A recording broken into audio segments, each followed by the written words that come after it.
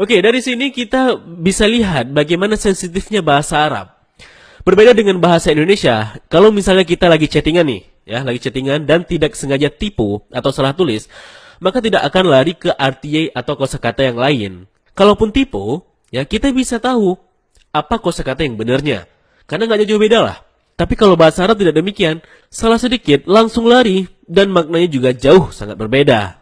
Nah, kenapa hal ini penting sangat? Karena kita sebagai muslim tidak bisa jauh-jauh dari bahasa Arab.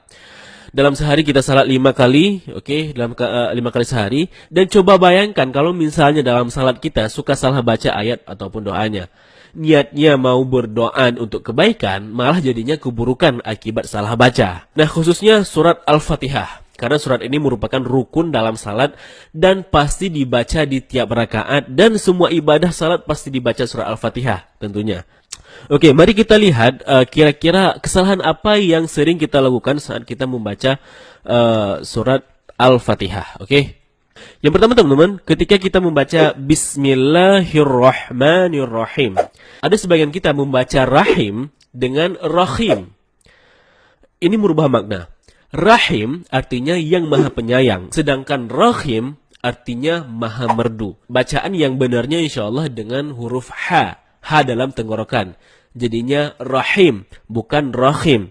Kalau teman-teman bacanya rahim, itu dapat merubah makna atau arti dari ayat suci Al-Quran. Kesalahan kedua, ketika membaca Alhamdulillahi Rabbil Alamin. Nah, ada yang membaca Alhamdu tidak menggunakan H dalam kerongkongan. Kalau kita membaca Alhamdulillah dengan H dalam kerongkongan, ya artinya segala puji bagi Allah. Nah sebaliknya, kalau kita baca Alhamdu, H bukan tenggorokan, maka artinya segala kematian. Jauh berbeda. Begitu juga terkadang kita malas mengucapin huruf Ain. Jadinya ketika kita membaca Alhamdulillahi Rabbil Alamin, malah dibaca Alamin. Alamin menggunakan huruf Ain artinya semesta alam. Nah, kalau Alamin artinya sakit. Kalau kita baca dari awal Alhamdulillahirabbil alamin, maka artinya sangat fatal. Segala kematian bagi Tuhan orang-orang yang sakit. Subhanallah, maknanya jauh 180 derajat. Tanpa sengaja kita malah memaki Allah. Nah, kesalahan ketiga teman-teman, ketika kita membaca Iyyaka na'budu wa iyyaka nasta'in. Ada yang membacanya dengan Iyyaka, tidak menekan huruf ya. Seperti sebagaimana kita jelaskan tadi bahwa penekanan itu dapat merubah makna. Kalau kita baca Iyyaka na'budu dengan menekan huruf ya, maka artinya menjadi kepadamulah kami menyembah. Kalau membaca tanpa tekanan seperti Iyyaka na'budu, maka artinya kepada cahaya matahari kami menyembah. Nauzubillah. Berbeda jauh 180 derajat, teman-teman. Nah, tanpa sengaja kita telah melakukan 3 kesalahan.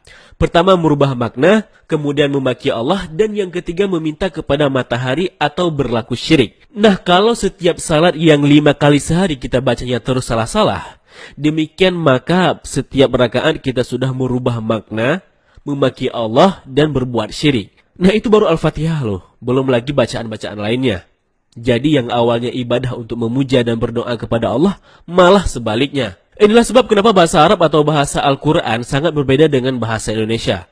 Seperti video yang sedang viral sekarang ini, di mana Al-Fatihah dibaca dengan Al-Fatihah. Nah teman-teman, Al-Fatihah artinya pembuka.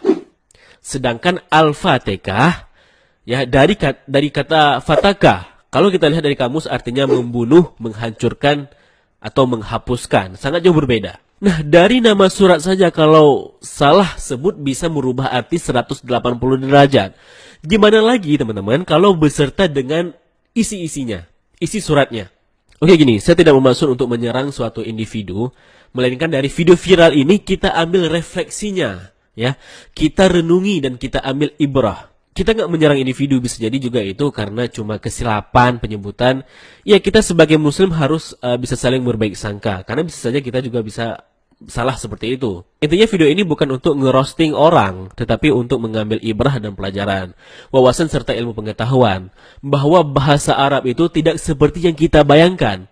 Dan semoga setelah ini kita bisa lebih banyak mempelajari ilmu tajwid untuk memperbaiki bacaan kita supaya sesuai dengan kaidah bahasanya. Dan saya sendiri jujur belum sempurna dalam pelafalan bahasa Arab. Oleh karenanya sama-samalah kita belajar. Nah, terus gimana kalau dulu saya bacanya sering salah-salah?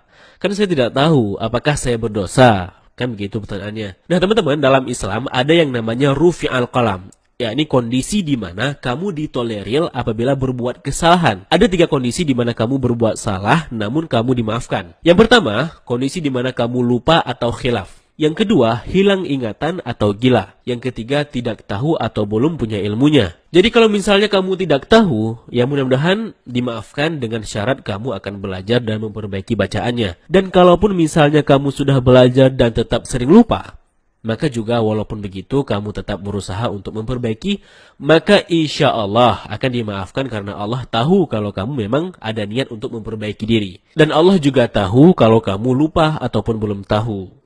Allah melihat prosesnya loh. Nah, mungkin ini saja untuk vlog kali ini. Semoga bermanfaat. Bagaimana pendapat kalian? Tulis di kolom komentar. Nonton pula video lainnya dari Bennyans ID. Jangan lupa like, share, dan subscribe. Terima kasih telah menyaksikan. Sampai jumpa di episode berikutnya. Wassalamualaikum warahmatullahi wabarakatuh. Salam damai.